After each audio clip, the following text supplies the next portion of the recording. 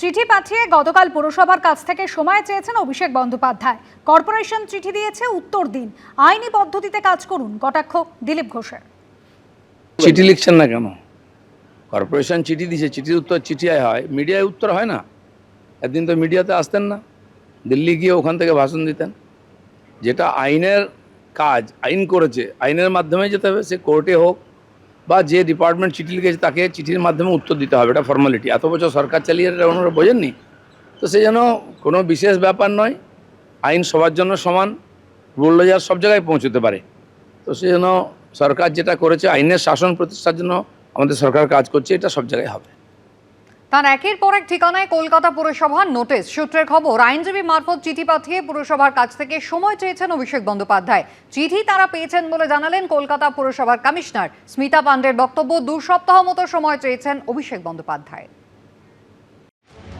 কোনোটাই বেআইনি নির্মাণের অভিযোগ, কোনো সম্পত্তির আবার চরিত্র বদলের অভিযোগ। অভিষেক বন্দ্যোপাধ্যায়ের কোম্পানি ও তার পরিবারের সদস্যদের একাধিক ঠিকানায় 17টা নোটিশ পাঠিয়েছে কলকাতা পুরসভা। সূত্রের খবর, সেই নোটিশের প্রেক্ষিতে শনিবার অভিষেক বন্দ্যোপাধ্যায় আইনজীবী মারফত চিঠি পাঠিয়েছেন পুরসভার ডিজি, বিল্ডিং ও কমিশনারকে। চিঠিতে চাওয়া হয়েছে 10 দিনের সময়। 188A শান্তিনিকেতন বিল্ডিং, অভিষেক বন্দ্যোপাধ্যায়কে যে নোটিশ গিয়েছিল তার কোনো রিপ্লাই উনি করেছেন? সময় চেয়েছেন। কতদিন? সেটা 2 সপ্তাহ মতন সময় চেয়েছেন। দেখছি আমরা তো কালকে রাত বিকেলের দিকে পেয়েছি, দেখছি। হরিশ মুখার্জি রোড, কালীঘাট রোড, প্রেমেন্দ্র মিত্র সরণি, পণ্ডিতিয়া রোড এবং ওস্তাদ আমির খান সরণির একাধিক ঠিকানায় অভিষেক বন্দ্যোপাধ্যায়ের আত্মীয় ও অভিষেক বন্দ্যোপাধ্যায়ের কোম্পানি লিপস অ্যান্ড বাউন্সের নামে পাঠানো হয়েছে নোটিশগুলো। কলকাতা পুরসভা 188A হরিশ মুখার্জি রোডের এই বাড়িতে নোটিশ দিয়েছে এবং এই নোটিশ দেওয়া হয়েছে লিপস অ্যান্ড বাউন্স প্রাইভেট লিমিটেডের নামে। পুরসভার নোটিশে বলা হয়েছে 7 দিনের মধ্যে বেআইনি অংশ ভেঙে ফেলতে। যারা এসব প্রশ্ন করছে কলকাতা পুরসভাকে জিজ্ঞেস করুন অবৈধ অংশটা কোথায়, জিজ্ঞেস করে আগে জিজ্ঞেস করে আসুন, তারপর আমার থেকে উত্তর নেবেন। আপনি স্পেসিফিক্যালি জিজ্ঞেস করুন কোন অবৈধ অংশ, যে অবৈধ অংশ মার্ক করে দেবে, উত্তর আমার থেকে নিয়ে যাবেন। এই সাধারণত অভিষেক বন্দ্যোপাধ্যায়ের প্রপার্টিগুলো নোটিশ দেওয়া হয়েছিল, তার তো 7 দিন আজকে শেষ হচ্ছে 18 থেকে। ওনারা একটা চিঠি পাঠিয়েছেন, সেটার কি ভবিষ্যৎ বা কিছু টাইম প্রেয়ার করেছেন, দেখছি আমরা। আজকে হিয়ারিং অ্যাপিয়ার না হলে কি টাইম প্রেয়ার অ্যাকসেপ্টেড? হ্যাঁ, টাইম প্রেয়ার তো সবাই করতেই পারে। এরপর পুরসভার তরফে পরবর্তী পদক্ষেপ কি হয় সেটাই দেখার। অনির্বাণ বিশ্বাস ও অর্ণব মুখোপাধ্যায়ের রিপোর্ট, এবিপি আনন্দ। এবার অবৈধ নির্মাণে 0 টলারেন্স নীতি নিয়েছে রাজ্য সরকার। মুখ্যমন্ত্রী শুভেন্দু অধিকারীর নির্দেশের পরই অবৈধ নির্মাণ চিহ্নিত করে নোটিশ পাঠানোর পর এবার ভাঙার কাজ শুরু করল কলকাতা পুরসভা। রবিবার তিলজলা, কসবা, বেলেঘাটায় একের পর এক অবৈধ নির্মাণ বুলডোজার দিয়ে ভাঙার কাজ শুরু করল কলকাতা পুরসভা।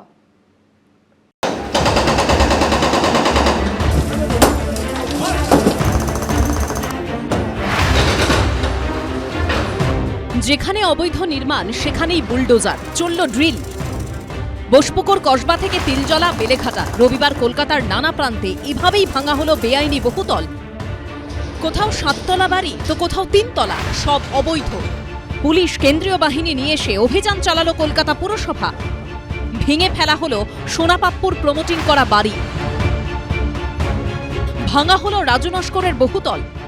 সোনাপাপ্পু, রাজু নস্কর মহানগরটা থেকে বেরোতে দেন, আস্তে আস্তে আস্তে আস্তে সব হবে, জাহাজ বাড়ি भी होगा। শুধু দেখতে থাকুন, যা চুরি করেছে সব বের করব, যে গর্তের ভিতরে রেখেছ গর্ত খুঁড়ে বের করব। কসবার বিবি চ্যাটার্জি স্ট্রিটে এই বাড়িটি বেআইনিভাবে তৈরির অভিযোগ উঠেছিল। পুরসভার শুনানিতে হাজিরা না দেওয়া এদিন ভেঙে দেওয়া হয় ওই বাড়ি। সামনেই দেখবে যে কলকাতা পুরসভার একটা নোটিশও দেওয়া রয়েছে এবং যেটা জানা যাচ্ছে যে এটার হিয়ারিং হয়েছিল, কিন্তু হিয়ারিংয়ে যাদের বিরুদ্ধে অভিযোগ তারা কিন্তু অ্যাপিয়ার হয়নি, এমনটাই জানা যাচ্ছে। এবং এই নিচে লেখা রয়েছে, in case of any accident due to collapse of any part of the unauthorised construction the Kolkata municipal corporation will not be liable for the same. এই ফ্ল্যাটটা এক বছরের মধ্যে শুরু হয়েছিল। এখানে সব ব্লক করা ছিল রাস্তাঘাট। কথা শোনেন? না, আমাদের যাতায়াতে খুব অসুবিধা হতো। এই জায়গাটা পুরো ব্লক করা ছিল বেশিরভাগ। বিবি চ্যাটার্জি স্ট্রিটে বাড়ি ভাঙার সময় উপস্থিত ছিলেন পুরমন্ত্রী অগ্নিমিত্রা পাল। এই বাড়িটি ইডির হাতে ধৃত সোনাপাপ্য তৈরি করেন বলে অভিযোগ। এর মধ্যে নাম আছে মিন্টু ভঞ্জ, সোনাপুর ছেলেরা, ঠিক আছে? কেন দিয়েছিলে কেন জমিটা? আমরা কিছু জানি না ম্যাম, কাকাইয়াটারা এখানে করেছে, কি কে টাকা খেয়েছে জানি না। আমার কাছে এখনো ওই জমির আপনার পুরনো ট্যাক্সের বিল আছে। কসবার বোসপুকুরেও একটি বেআইনি নির্মাণের অভিযোগে ভেঙে ফেলা হয় একটি বহুতল। জবের থেকে ইললিগাল কনস্ট্রাকশন শুরু হয়েছে, রাস্তায় হাঁটা চলার জায়গা নেই এবং এটা দরকার ছিল। মানে আমাদের এখানে দুর্গাপুজো হয়, এই দুর্গাপুজো বন্ধ করে দেবে বলেছিল এরা, যে দুর্গাপুজো করতে দেবে না, এই বিল্ডিং উঠে গেলে দুর্গাপুজো বন্ধ। অন্যদিকে এদিনই বেলেঘাটার ইস্ট কুলিয়া রোডে অভিযান চালিয়ে একটি বাড়ি ভাঙে কলকাতা পুরসভার কর্মীরা। এই বাড়ির সঙ্গে নাম জড়িয়েছে প্রমোটার রাজু নস্করের। রাজু নস্করের যে দুটি বাড়ি, সেই দুটি বাড়িতে তো বুলডোজার অবশ্যই চলছে, কিন্তু এছাড়াও পুরসভার বিল্ডিং বিভাগ সূত্রে খবর যে আরও 5টি অ্যাড্রেস, 5টি ঠিকানায় সেখানে নোটিশ সার্ভ করা হয়েছে রাজু নস্করের। মোট 7 জায়গায় কিন্তু এখনো পর্যন্ত নোটিশ সার্ভ হয়েছে, তার মধ্যে 2টি ডেমোলিশনের কাজ আজই শুরু হয়েছে, আর বাকি 5টির জন্য হিয়ারিংয়ের ডেট দেওয়া হয়েছে 26 তারিখ। অর্থাৎ বোঝাই যাচ্ছে যে বেলেঘাটায় রাজু নস্কর এবং তার অ্যাসোসিয়েটরা যেভাবে বিভিন্ন জায়গায় ইল্লিগাল বাড়ি তৈরি করেছে, তার সবটাই কিন্তু পুরসভার নজরে রয়েছে। অর্থাৎ এই সমস্ত অবৈধ নির্মাণের ক্ষেত্রেও যে প্রমোটার, পুলিশ এবং পলিটিশিয়ানের সেই পিপিপি মডেলের নেক্সাস চলেছে তা একরকম স্পষ্ট। এদিন বেলেঘাটারই বারোয়ারি তলার অবৈধ বাড়িও ভাঙা হয়। বেলেঘাটার পাশাপাশি বুলডোজার অ্যাকশন চলে তিলজলাতেও। বেআইনি নির্মাণের অভিযোগে 7তলা বাড়ি ভাঙার কাজ শুরু করে পুরসভার কর্মীরা।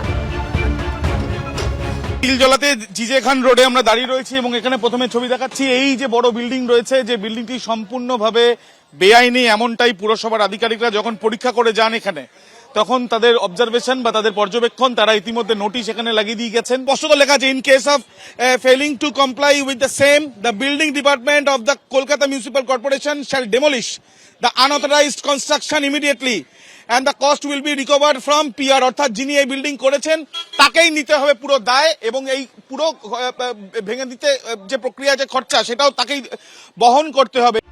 বেআইনি নির্মাণ বন্ধে কড়া বার্তা দিয়েছে পুর ও নগর উন্নয়ন দপ্তর। যাদের নজরদারি দেওয়ার দায়িত্ব আছে তারাও মানে they are also liable for this and action will be taken against them also. ক্ষমতায় এসে বুলডোজার চালিয়ে মানুষের বাড়ি ভেঙে দিচ্ছে, তাকে ডিফেন্ড করার সুযোগ দিচ্ছেন না।